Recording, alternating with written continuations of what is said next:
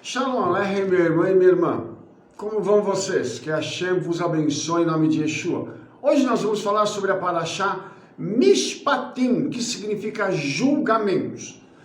Essa Parashá, ela tem na realidade muitas coisas interessantes, mas eu gostaria de me ater a duas questões que eu acho que são muito importantes para nós, tá? E por isso eu vou hoje limitar o nosso comentário para que nós possamos tirar o maior proveito do tema do qual nós vamos tratar, ok? Então, nós vamos falar sobre como tratar alguém que é seu funcionário, tá? E quando uma pessoa ela te causa um prejuízo, quais são os níveis desse prejuízo? Então, primeiramente, vamos falar sobre como é que se trata uma pessoa, tá? Nesse caso aqui é um escravo. E a primeira curiosidade nisso, qual é? É que um escravo judeu, ele precisa ser bem tratado. Por que a pessoa se tornava escravo no judaísmo? Uma pergunta boa de se fazer, né? E aí a gente vai responder essa pergunta lembrando que o Midrash nos fala sobre uma situação de que houve um roubo, alguém foi roubado e a pessoa que roubou foi pega com o roubo na mão. Esse roubo é devolvido, o objeto, né, do roubo é devolvido, e o ladrão, então, ele é vendido pelo tribunal para reembolsar tudo aquilo que ele causou de danos ao seu senhor, tá? Se não houver possibilidade de recuperar o produto do roubo, o ladrão, quando ele é pego, ele também precisa reembolsar a pessoa que ele roubou. Aí, como é que vai acontecer? Você poderia dizer assim, Rabino, então o cara vai preso, né? Não, o cara não vai preso, tá? O ladrão, ele vai ser enviado para a casa de quem o roubou como escravo. Você fala assim, como assim? Como um homem desse pode ser enviado para a casa que ele roubou e lá ele vai ser agora escravo? Engraçado isso, né? Como o Eterno faz com que alguém pague pelo seu erro, olhando para a pessoa a quem ele prejudicou durante muito tempo. Nesse caso, durante 6 anos. Ele vai servir aquela pessoa e vai fazer de tudo para que ele possa, então, pagar pelo prejuízo que ele causou. E uma coisa interessante é que, nesse caso, aquela pessoa não pode ser vendida como escrava para mais ninguém. Ela tem que ficar com aquele senhor, com aquele amo, durante os 6 anos, até que ele pague tudo aquilo que ele defraudou a pessoa que ele roubou. Uma segunda coisa que a gente vai ver aqui, que também tem um caráter muito interessante, é que é proibido encarregar essa pessoa de trabalhos desnecessários. Como, por exemplo, vai ferver uma água para mim, quando você não quer a água, só para ocupar a pessoa. Se naquele momento ela está sem fazer nada, é porque ela já terminou o trabalho do seu dia, ela já cumpriu tudo aquilo que era necessário para o seu dia. Então não precisa que ela seja enviada para fazer uma coisa desnecessária, só para que ela não fique parada, entendeu? Tem muita gente que é assim. Outra coisa, tarefas inferiores e humilhantes também são proibidas, tais como lavar os pés do amo, calçar os sapatos. Um escravo não pode fazer isso, mas um filho pode. Um discípulo pode fazer isso com seu mestre. Olha só que coisa interessante. Para o escravo é humilhante. Para o filho e para o discípulo é motivo de honra poder fazer isso com o pai ou com o mestre. E o mestre ele é considerado também como o pai do discípulo. Veja que a Torá está colocando isso numa coisa muito interessante, porque é uma intimidade para quem lava os pés de alguém. Tocar nos pés de alguém é algo que tem uma conotação assim, muito forte dentro da Bíblia. Calçar os pés de uma pessoa é algo muito intenso, é uma preparação para aquela pessoa. Então, isso é algo assim tremendo, irmãos. Lembrando que Yeshua fez isso com seus discípulos para dar-lhes o exemplo do que eles deveriam fazer no futuro com outros. Aqui o escravo não pode fazer. Olha só. Outra coisa, o Senhor ele deve compartilhar com o escravo todo tipo de alimento que ele possuir. Se ele come pão branco, ele não pode dar pão preto para o seu escravo. E naquela época o pão preto, ele era considerado inferior ao pão branco. E hoje o pão preto é uma iguaria, né? Feito com castanhas, com nozes, com outras coisas mais, uma coisa maravilhosa, né? E só que naquela época não podia. Se o patrão está comendo uma coisa, o escravo come a mesma coisa. Por quê? Porque ele já está inferiorizado pelo status de escravo. Não pode pegar a comida agora e dar uma outra comida para ele. Não é possível fazer isso, tá? Se ele estiver bebendo vinho, o escravo tem que beber vinho junto com ele, não pode dar água para o escravo. Se ele estiver dormindo numa cama, ele não pode colocar ele numa rede ou num local só com palha para ele poder se deitar e dormir. Veja que a Torá está mostrando para a gente que apesar daquela pessoa ter roubado, essa pessoa não pode perder a dignidade como ser humano. Mas, Rabino, na Torá não tinha a pena de morte? Sim, tinha pena de morte. Mas e aí, Rabino? Só que nesse caso aqui não é pena de morte. Mas se esse homem fizer alguma coisa de errada naquele local onde ele já cometeu um crime, já roubou, certamente aí para ele a punição será muito mais grave e poderá redundar até em pena de morte. Mas a gente entende que esse homem aqui, ele sabe o que ele está fazendo, ele sabe que ele não pode ultrapassar certos limites e ele precisa ali retificar o seu erro. Ele não pode bobear aqui, porque senão ele já sabe que a pena dele vai ser maior. E nesse caso, tem um agravante. Lá as coisas funcionavam. Não é como a lei, por exemplo, que a gente tem em certos países, que a pessoa é condenada e não funciona. Ou que ela é tratada como um lixo. E não é por culpa do governo, mas é a forma como isso tem sido feito. Sabe por quê? A punição é dada de forma errada. Porque quando uma pessoa vai para a cadeia nos nossos dias, ela tem de tudo, ela não precisa pagar por nada.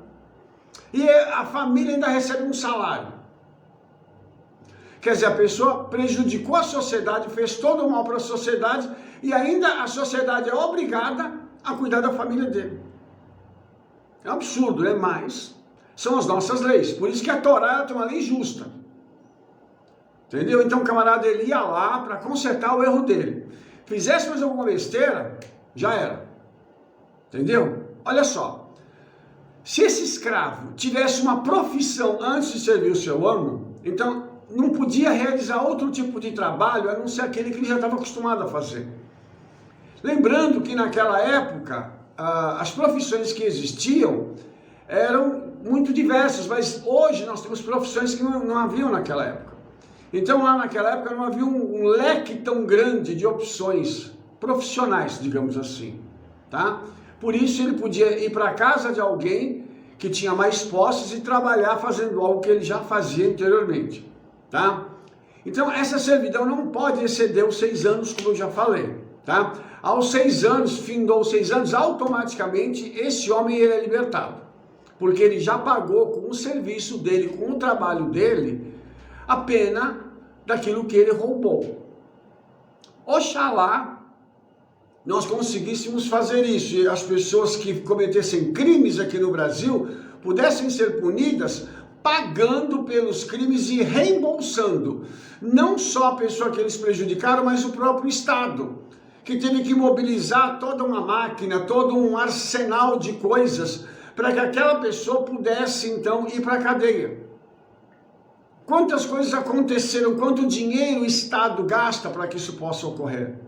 E a Torá, então, ela tem um tipo de lei, um tipo de estatuto que é mais justo e que faz com que aquele homem possa ser punido e essa punição também seja algo abrangente e justo, sem prejudicar um e nem o outro. O Estado não fica prejudicado, aquele que foi lesado pelo roubo não fica prejudicado e a pessoa também é punida. Simples assim, né? Muito interessante a gente ver esse tipo de colocação que a Torá faz, porque esse tipo de coisa nos dá uma dimensão de como o nosso sistema precisa ser restaurado.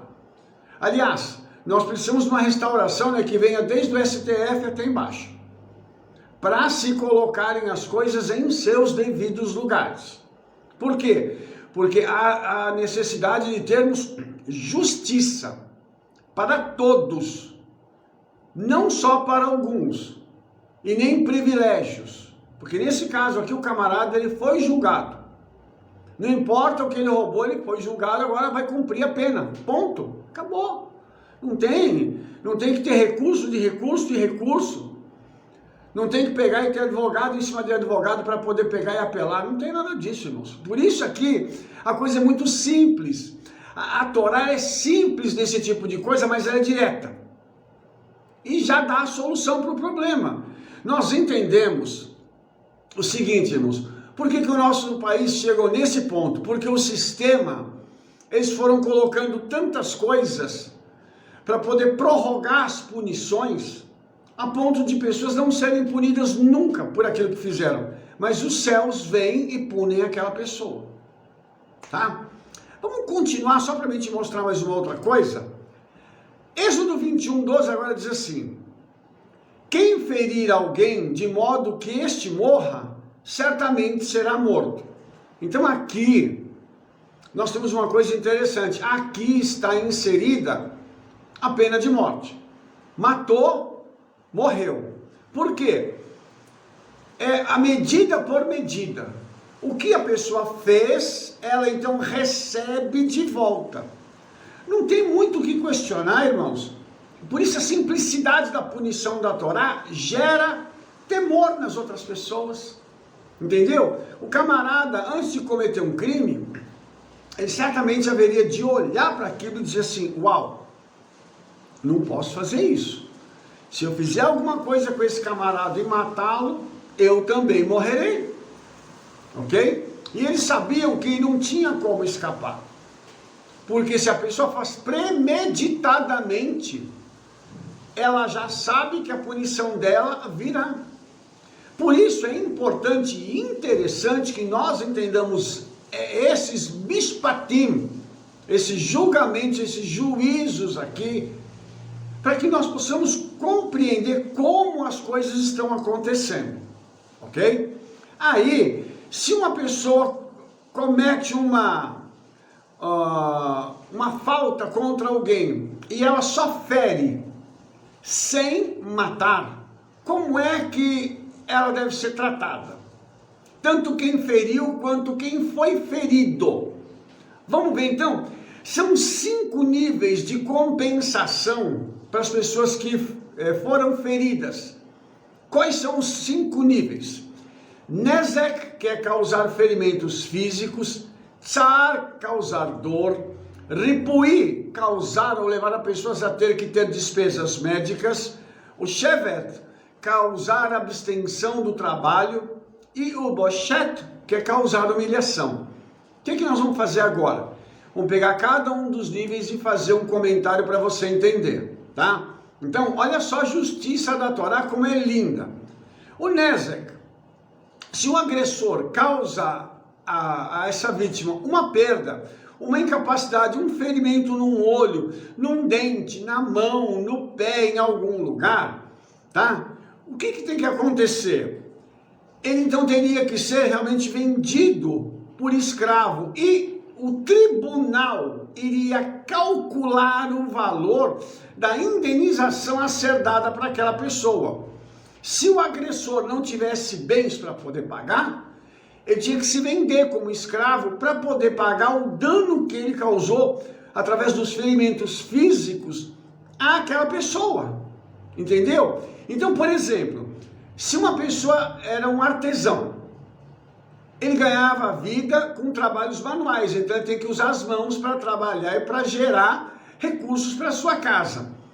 Ele foi ferido na mão e perdeu o movimento. Ele não pode mais trabalhar como artesão e produzir da mesma forma como ele produzia antigamente. Então, o que tem que acontecer?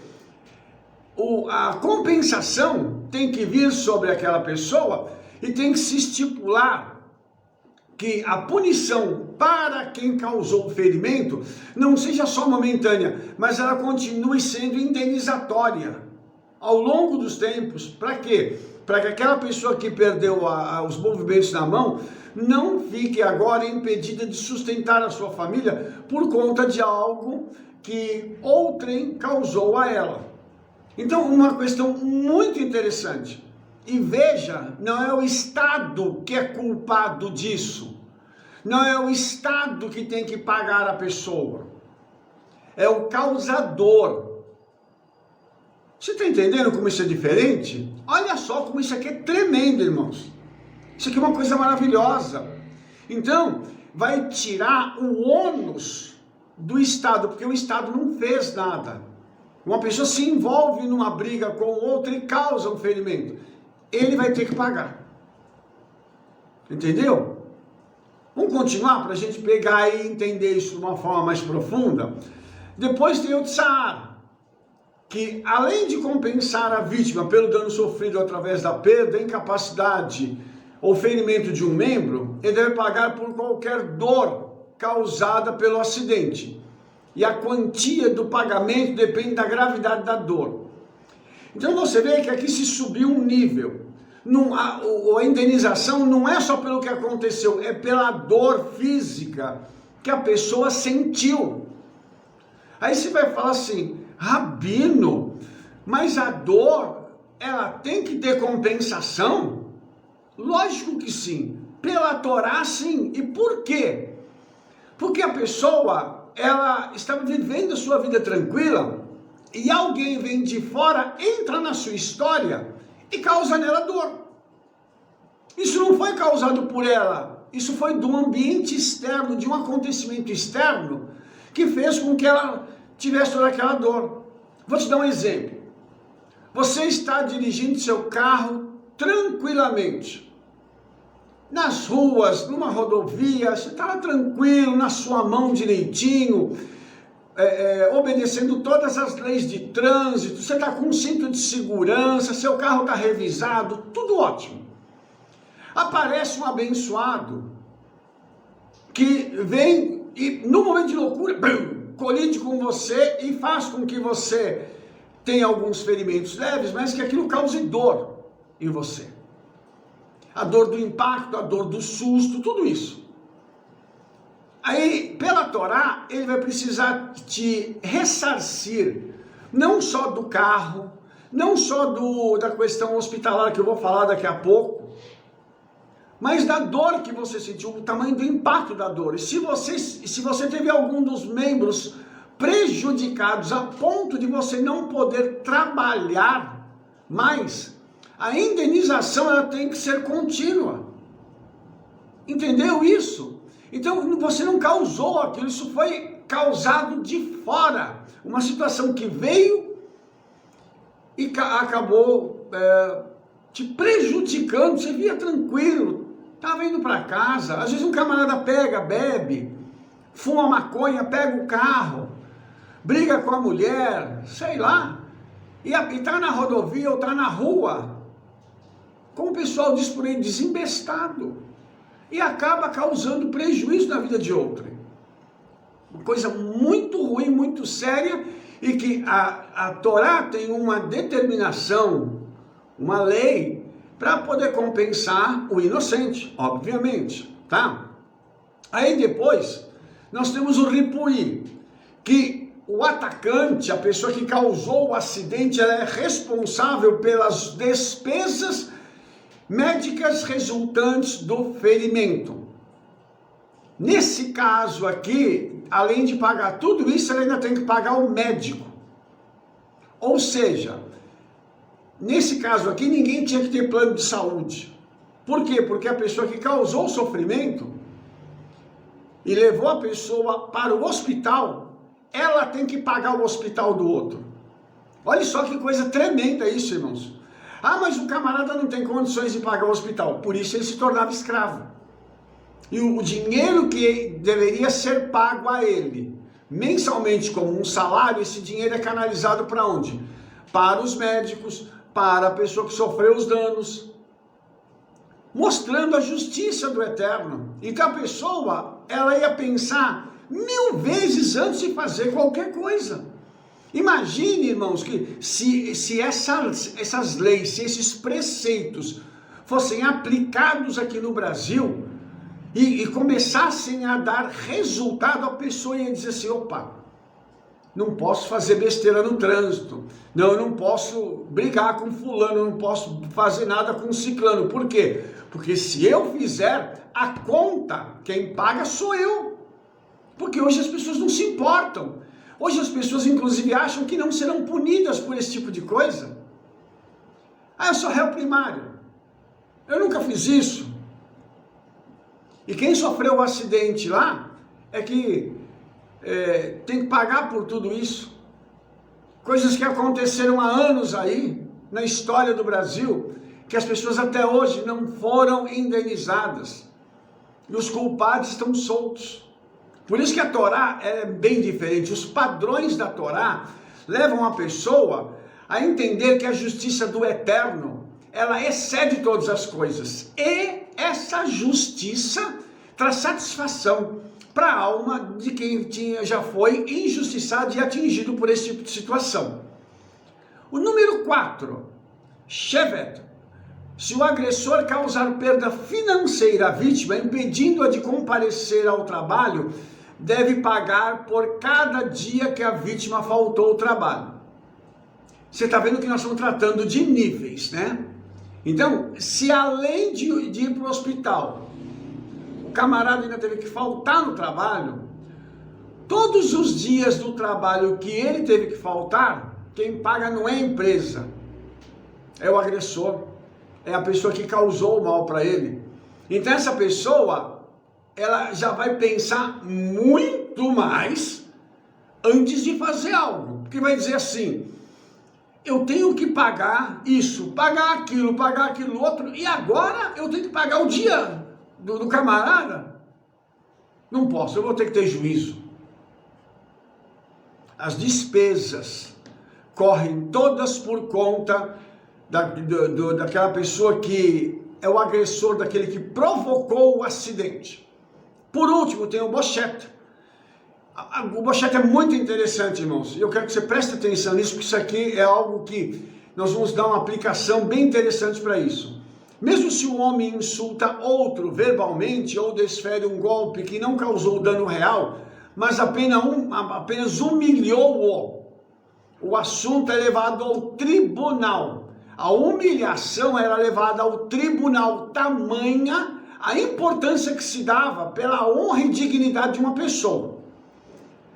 Ok, os juízes estimam o total da compensação financeira que é devida à vítima pela vergonha sofrida.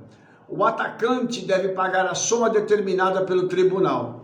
Irmãos, imaginem se esse tipo de coisa acontece. Hoje em dia, com celular, com câmera, já imaginou? Quantos vídeos nós não vimos do tal do bullying, da tal da humilhação de pessoas com o narizinho todo empinadinho, achando que eles podem chegar e humilhar o outro e fazer o que querem com as pessoas? Na época de Moshe, na época de Yeshua, a pessoa era levada ao tribunal. A causa era julgada, lógico que as testemunhas iam junto, para dizer assim, não, ele fez isso, ele humilhou dessa forma, ele agiu assim, e o tribunal vai ver se a ação foi com dolo, ou seja, se foi proposital, para poder humilhar aquela pessoa.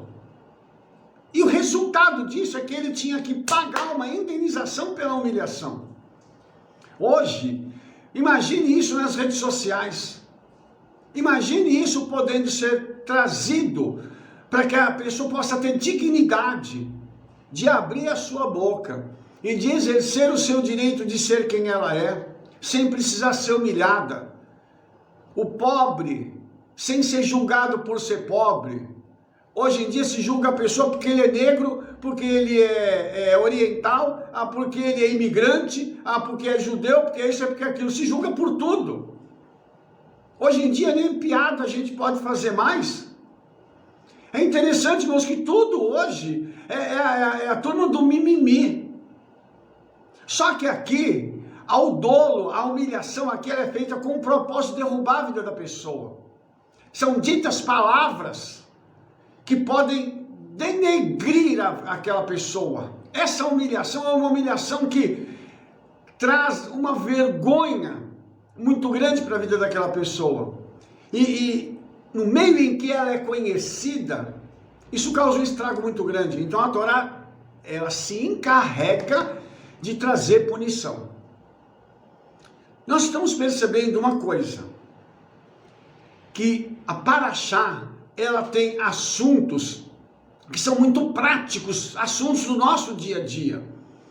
Não são coisas que nós nunca vamos utilizar. Pelo contrário. Então, qual é o cuidado que nós devemos tomar? No trato com as pessoas, em primeiro lugar.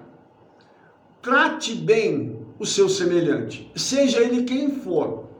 E se for uma pessoa que você ainda deseja honrar, honre da forma correta.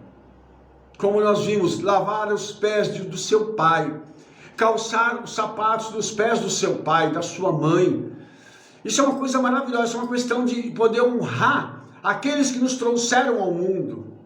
Do seu mestre que te ensina a Torá, que estuda para poder trazer a palavra do Eterno para você, o preço que ele paga. Quanto ele passa estudando para poder, às vezes em meia hora, ministrar uma palavra para você, na sua congregação, na sua igreja, na sua sinagoga. Pense nisso. Honre essas pessoas que precisam ser honradas. E tome cuidado para não causar prejuízo para ninguém, para não agredir ninguém, não só de forma física, como de forma verbal. Por quê? Porque isso, a Torá, traz juízo sobre a pessoa. Aí você vai dizer assim, Rabino, hoje essas leis não são mais aplicadas. É verdade. Os tribunais do nosso país não aplicam, mas o Tribunal Celestial não fechou as suas portas, não. O Tribunal Celestial continua trazendo juízo sobre a vida das pessoas que agem desta forma que eu acabei de descrever aos irmãos. A pessoa acha que ela vai sair ilesa. Eu vou meter o pau no fulano, eu vou falar mal do ciclano, e não tem problema. A vida dele que se vire, ele que se exploda para lá, eu quero é vencer. E na concepção de muitos, a pessoa quer crescer humilhando o outro, difamando o outro, fazendo com que o outro seja rebaixado o máximo possível. Só que o Eterno olha, escreve, registra num livro e faz com que a medida por medida retorne para aquela pessoa. Quem é humilhado, a Bíblia diz, ele será exaltado. Inclusive, a Bíblia dá um conselho para a gente. Humilhai-vos, pois, sob a potente mão do Eterno, que ele a seu tempo vos exaltará. A humilhação, ela vem, mas a exaltação tem um tempo para ela acontecer. Só que, quando ela acontece, a exaltação ela é pública. E as pessoas olham e vão falar assim, uau, o que aconteceu? Por que você recebeu tudo isso? E aí é a hora da pessoa testemunhar o passado de humilhação e o presente de exaltação. essas leis deveriam estar vigorando não só no Brasil, mas em todo o mundo. Mas existem juízes, legisladores que se julgam mais competentes do que o Eterno para poderem legislar sobre as suas nações. E isso aqui foi retirado. Essas punições foram retiradas. E hoje as pessoas não são punidas por esse tipo de coisa. E infelizmente a injustiça tem ganhado muita força, não só no nosso país, mas em todo o mundo. Mas nós sabemos que o Senhor quer restaurar no seu povo esse tipo de situação e esse tipo de preceito, para que nós possamos viver uma vida de justos, que nós possamos ser o Tzadik Hador, o justo da nossa geração. Cada um na sua cidade, cada um no seu estado, na sua família, para que essa restauração possa finalmente alcançar a vida de outros e abençoar a vida de outros. Porque quem age dessa forma traz um impacto muito grande sobre a vida das pessoas que estão ao seu redor, porque eles vão dizer, por que essa pessoa age assim? Por que ele é assim? E eles vão procurar o motivo, lembrando-se que o seu motivo e o meu motivo de ser assim é que somos servos de Yeshua. Então o nome de Yeshua será glorificado, consequentemente o nome do Eterno será glorificado, e nós veremos mais pessoas se achegando ao Senhor por causa da nossa postura. Que assim seja em nome de Yeshua. Amém, querido? Se você gostou desse vídeo, dê um like, favorite, clique no link nosso aí para favoritar o nosso vídeo. E clica no sininho para você receber também todas as nossas recomendações de vídeos.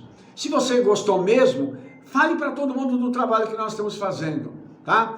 Nós vamos nos ver agora no nosso próximo vídeo. Que Hashem, o Hakadosh Baruch Hu, te abençoe em nome de Yeshua.